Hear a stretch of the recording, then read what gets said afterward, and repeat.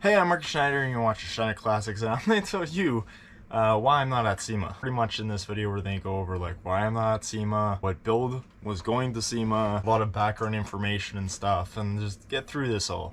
And at the end I'm going to tell you how you can get this hat. So over the last summer I'm going to show up because they don't really have so much of an online presence and whatnot. I worked for a shop called Zombie Body Shop.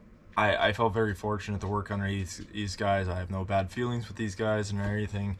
And it was a lot of fun. It was a great learning experience that I had. Anyone who knows Zombie Body Shop and stuff and their tie with SEMA, in the past they built the Big Bandit, which was an awesome, like a super awesome vehicle. Originally it was like 3 different vehicles that got put together, all these old Dodges and stuff, and just a big block engine in it, and an awesome vehicle. And I've been watching them for a little bit on social media and such because they're pretty local to me and they have a good reputation. They started working on this build when I started, like just before I started getting there, a build called Bad Humor. Now this vehicle, as you can see, like just looks amazing, just looks gorgeous. It's this really cool build. I don't know what information I'm allowed to give out on it. I'm pretty much just gonna try and give out whatever is on public domain. Like Northern Rad was one of the biggest sponsors for this build, and oh man, like they set up Bad Humor with some pretty sick stuff, like quad core rad or something like that, like a 3-core rad. I don't know all the logistics because I was just someone who was working on this from time to time, working on a lot of the vehicles in the shop, and this was something like that was really cool and really neat to look into. I do know it had the 7.3 diesel engine because originally it started its life as like one of our local transit buses, which is so cool. It just started its life as a local transit bus with the 7.3 diesel engine off an F350. So that's the drivetrain and the frame that it's built off of, which is really neat and everything else like that. I remember like shortly after I got there, we started stripping the last of the flat deck off the back. I remember being underneath there and like trying to undo these bolts. I went, screw it. I grabbed the grinder. He's like, where are your goggles? And I'm like, oh yeah, because I'm not the best for safety stuff and this is stuff I have to work on personally. But I remember being underneath there, we're cutting bolts, we're cutting along. I remember he just started being like, oh, we'll just cut right through the wood. I'm like, why? I can just undo both sides of the rivets. And that's what we eventually did. Was I pulled out all the screws and rivets and stuff after we ripped off the wood and got it through for the most part. And I remember him saying like, oh, the stairs, we'll just cut through the middle of the stairs. I'm like, why? I could just take the stairs off. And so we did. We took the stairs off. I don't have photos of me standing there with a grinder. There was a photo of me standing between the frame and a grinder that the owner has, and I don't have the photo, which like I'm super devastated that I don't have that photo because that was a sick photo. But as you can see, like in the photo here, it's we mocked up to cut the frame. I think we took like 42 inches out of the frame between the wheels, so it came like it was a super long chassis to the point where I could touch both wheels with my hands, with my arm stretched out. Like I think it was only like 8 feet from wheel to wheel or something like that, but we took 42 inches out of the frame, I remember, and I was the one who cut the frame. That was a pretty cool experience because most guys in their life will never cut a frame or weld a frame up, and I'm one of the lucky few who's gotten to cut a frame apart and help weld it back up together. And that was with another local company. I don't know if I'm allowed to say their name or not. I don't want to give anyone trouble or anything like that, but it was a lot of fun and we worked together, and it was like I was there for 3 days as we disconnect the stuff, put everything back together. I did the fuel lines back up and the brake lines back up together. Every time we had a diesel vehicle and they're like, I don't know if it'll start. And me, I'm like, it starts, it runs, it's good. I do know the drive shaft was like this long. Like it was because we took 42 inches out and then we turned the back suspension upside down to work. So like we took the shackle brackets and we flipped the shackle brackets upside down. That way they just held the leaf springs in lower. So we lowered the vehicle by like, I want to say like, I think if I can recall 11 or 12 inches, just by flicking the shackles upside down and making an extension. We actually made extension brackets, fabricated them in the back, and I got to do all that. That was stuff I all worked on personally, and it was a lot of fun. Like, that was fun. I actually should have photos of that, so that should be good. And like the body was, so the chassis was all, yeah, like an F350-06 transit bus, and the body was like this 50 milk truck that was like, I think it said like, yeah, if I can, you can have our cream but you can't beat our milk or something like that. Like, it was funny. And I do know like Walker Auto Parts helped a lot out with this stuff, like help sourcing some stuff out. I talked to that guy. That's actually where I get a lot of my parts from. He's a great local guy and stuff, and he does international stuff as far as I know, all through Canada for parts. But like, the cool thing about this body was it had bullet holes in it. It looked like someone put a pickaxe through the one side. It was different. It was very much different, and it was a lot cool. He did shorten the windows and everything. Like, they had to do a front chop and stuff, and they got glass in it, and it's a really cool. That started off from this bus to what it was. Like, it was really cool to see this bus transform. Zombie Body Shop is actually a really good shop, and they're a really good reputation behind them, and they build a lot of cool stuff. They build some cool stuff like the Big Bandit and now Bad Humor, and I was so glad to be a part of that project. Like, there are some things I'm gonna take away from this forever, and also the fact that, like, I didn't say I've cut and helped welded a frame. I was not the guy welding. I was the guy handing him the weld sticks, because this was like stick welded back together as a Z-cut formation. I do know I was the one who bolted on the plates for the frame. I bolted the frames up, I did the suspension, I did the fuel lines, I cut the frame, I did that all by myself. I know, like, cutting the firewall was a lot of fun. Doing little things on this all over the place was a lot of fun. I had a lot of steps in the front, like at the beginning, but then later and later on it stepped away, especially when I stepped away to go back to school. And then also, there's a funny photo. I told him as I was underneath, this was working on a different thing. This was working on that camper Sprinter van that Zombie Body Shop has on their Instagram. I was working inside there because we were doing a new rack and steering pinion.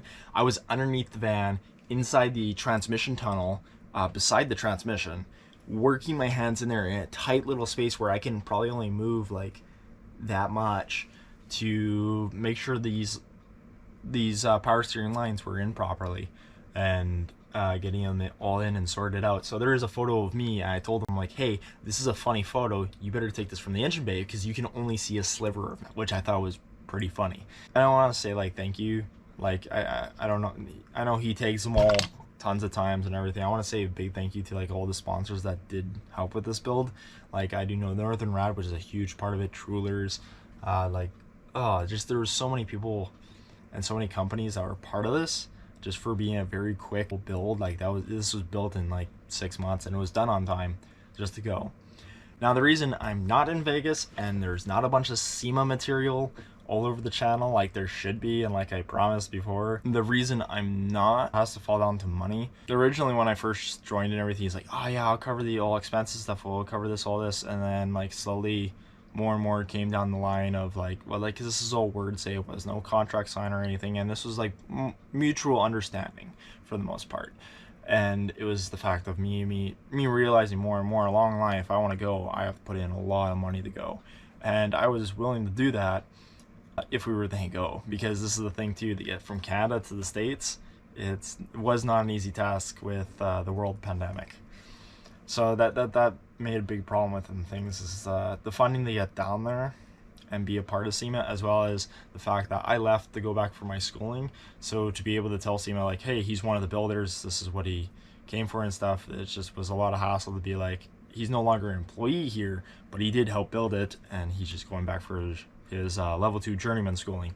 And obviously that put some roadblocks in our thing, but it wasn't the thing that really killed it, because I was still going to pay and go and do everything. The reason we didn't go is because, well, some misfortune on Zombie Body Shop's end, and other things that I don't fully know anything about, because I don't own the truck, and I'm not anywhere in ownership of Zombie Body Shop. I am nowhere in his position, the owner of Zombie Body Shop. I'm not in his position at all. So the fact was, like, at the end of the day, it became to the point where we couldn't get Bad Humor to SEMA, and it was devastation. Like, when I figured this out and stuff, like, I was pissed. The owner never knows this. Like, he doesn't know this side of it, that I was pissed because I really was looking forward to it. I wanted to go. I was telling my family all summer long and months prior and stuff, like, I'm gonna get to go to SEMA. I had to bring something that I helped build the SEMA. I'm gonna say, like, the owner and his main worker and stuff there did most of the work, and they're awesome body men, and they taught me a lot of tips and tricks that I can walk away with from body work. But they're just amazing guys and such. And like, I was telling my family, I was telling everyone, like, I get to go to SEMA. This is like Olympics for cars and stuff. And I'm 21 years old, and I get to go my first time ever with something I helped build. And it's just very unfortunate that I did not get to go, because I won't lie, if you guys know the starting of this channel, the 1969 2-ton truck originally that I bought like 2 years ago, if I ever had the funding to finish that or to build it, I wanted to go to SEMA with that truck as a big ass toy hauler, and it just never came to be for funding as well. And now, not like, this is still progress, because it got to the point where I had the idea of going to SEMA and never came true. I helped build a hot rod that was supposed to go to SEMA, and like a really radical ride, like a really cool hot rod, and then it didn't get to go to SEMA again because of funding and other things, funding on my end, to the point where, like, I was ready to just max out my credit card to go. I want to go to SEMA. I still want to go to SEMA. It's still something that's on my bucket list that is I'm super passionate to go to. And I want to go. I want to be a kid in a candy store. I really want to go to this magnificent, massive trade show. I even to the point where I don't know if I can find the document, and I don't even know if I'm allowed to show the document. I even had to sign a contract with my school saying I'm allowed to miss these days of school, like be absent and miss these homework days, to go to SEMA, because it was like, hey, this is going to take 2 weeks out of my life and stuff. I can't go to school for these, and I'm going to go. And so we had a contract saying, like, this is how many days I'm legally allowed to miss, like, otherwise I have to retake the course. And fortunately enough, I haven't missed any days, because now I'm still doing my full-time schooling. I'm coming to the end of my term. I still have I'm just at the halfway point, which is very beneficial, but it sucks because the chance to go to SEMA would have been amazing, like truly amazing. But yeah, that's what I helped build, some little bits and information on it that no one else will ever know. The fact that I'm not at SEMA, which I'm devastated. I didn't get to go. Like, this is still a bucket list thing anyway. I know we're going to be able to go in some time in the future, and I'm hoping when we do get to go, like, and I'm saying we because I'm going to bring you guys along with me. I'm hoping that when I say we are going, I'm hoping it's something that I worked on and something I built is going with me, because I don't want to go by myself. I want to go and make a splash, because this is just, I'm crazy like that. My mindset is, let's go do something cool. So now with that, like, if any of you know Zombie Body Shop, this hat, funny enough, is the hat that is going in the 1000 giveaway toolbox and stuff that I've been mentioning in all the videos. So all you have to do is subscribe, and I will be picking one of you subscribers to win this hat. All you have to do is subscribe, hit that subscribe button, comment down below, and show your support for the channel, and I'll be picking one of you guys once we hit 1,000 subscribers to win this hat with a bunch of cool stuff. And then also on 500 subscribers, we're giving away a little socket set for whoever might need it, because guess what? Tools are fun. I like tools.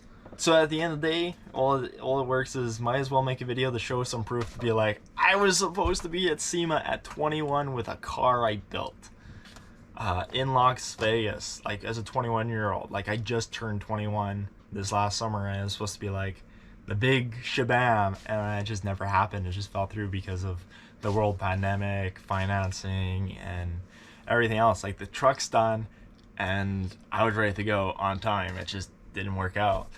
But next time, we'll make sure we go next time, and I'm rooting for the future. So make sure you get in the dirt, because that's all I work in, and get those classics out, because they need to be on the road.